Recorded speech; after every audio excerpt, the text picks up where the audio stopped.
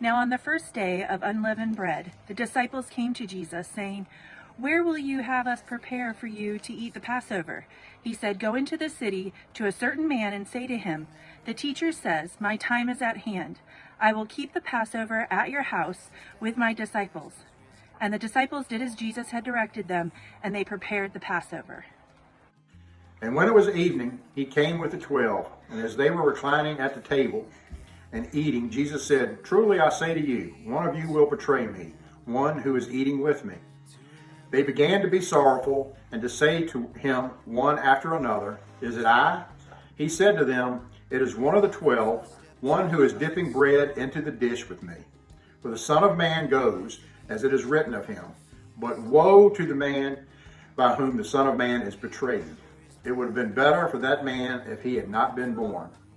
And as they were eating, he took bread, and after blessing it, broke it and gave it to them, and said, "Take this, this is my body." And he took a cup, and when he had given thanks, he gave it to them, and they all drank of it. While they were eating, Jesus took bread, gave thanks, and broke it, and gave it to his disciples, saying, "Take and eat, this is my body." Then he took the cup, gave thanks, and offered it to them, saying, "Drink from it, all of you. This is my blood of the covenant, which is poured out for many for the forgiveness of sins.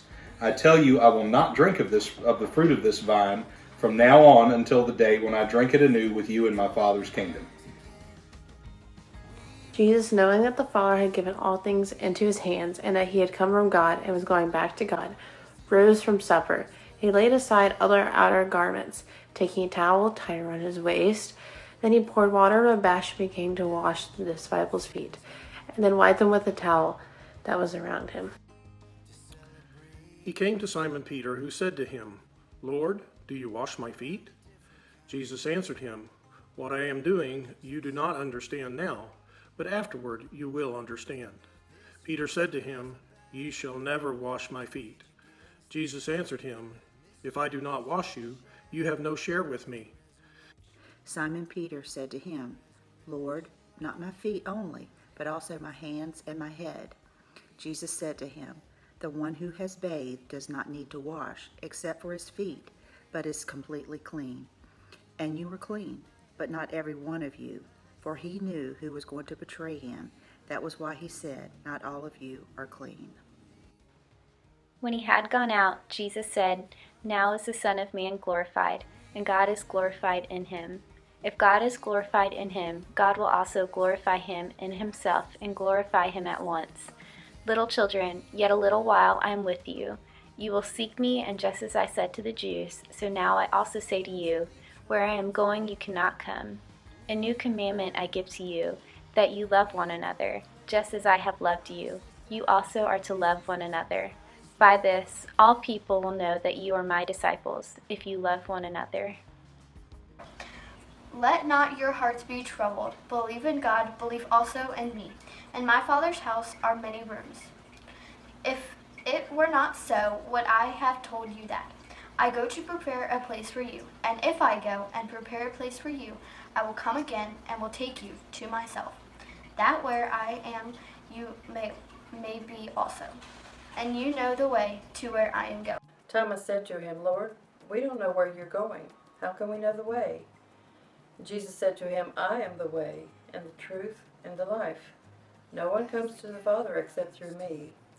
If you had known me, you would have known my Father also.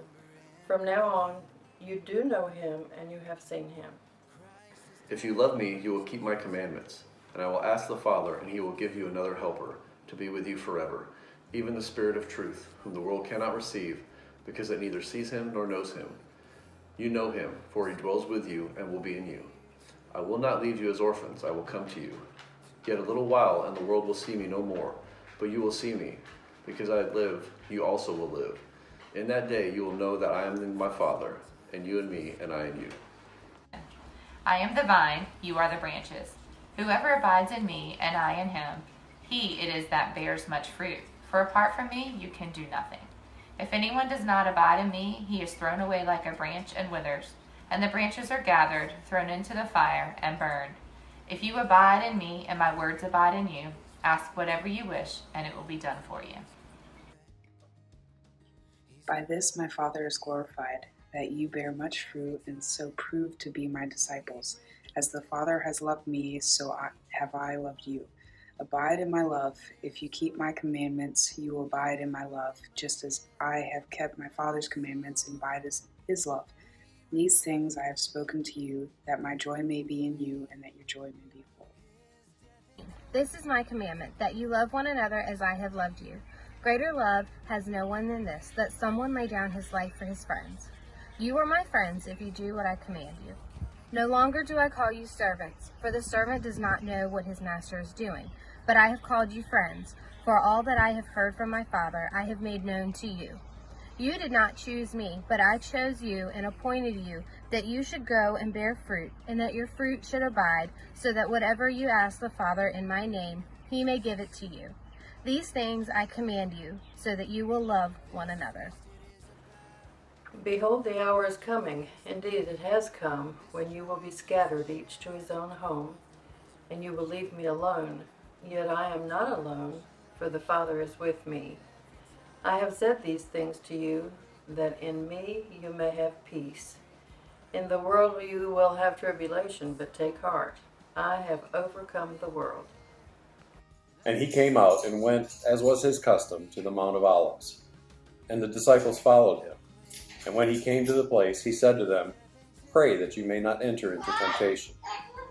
And he withdrew from them about a stone's throw, and knelt down and prayed, saying, Father, if you are willing, remove this cup from me. Nevertheless, not my will, but yours be done. And there appeared to him an angel from heaven, strengthening him. And being in agony, he prayed more earnestly, and his sweat became like great drops of blood falling down to the ground. And when he rose from prayer, he came to the disciples and found them sleeping for sorrow. And he said to them, Why are you sleeping? Rise and pray that you may not enter into temptation.